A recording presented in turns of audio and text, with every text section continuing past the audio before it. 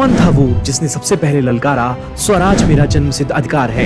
किसने बताया कि त्योहार भी एक आंदोलन बन सकता है? किसने जेल में बैठकर लिखा 400 पन्नों का ग्रंथ? और किसका अंतिम संस्कार देखने 2 लाख लोग उमड़ पड़े थे? आज जानिए उस युग पुरुष की कहानी जिसने आजादी की मशाल सबसे पहले जलाई थी।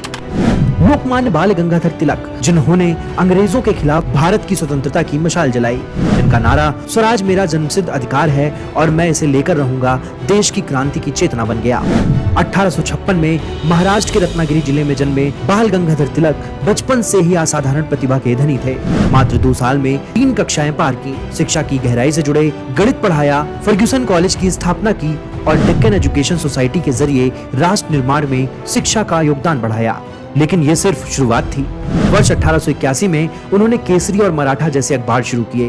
ब्रिटिश राज के विरुद्ध खुलकर आवाज उठाई। जब ब्रिटिश सरकार ने भारतीय संस्कृति पर प्रहार किया तो तिलक ने गणेश उत्सव और शिवाजी उत्सव को सार्वजनिक मंच बना दिया और भारत की संस्कृति को जन जन तक पहुंचाया।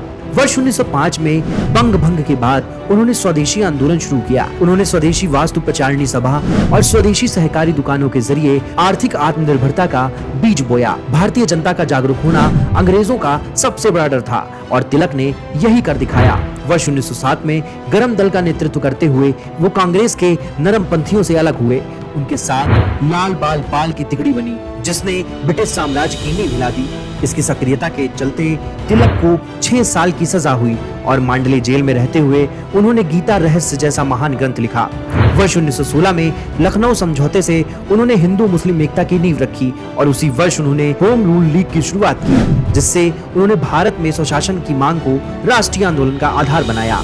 वर्ष 1920 में जब उन्होंने दुनिया को अलविदा कहा तब 2 लाख लोग उनकी अंतिम यात्रा में शामिल हुए।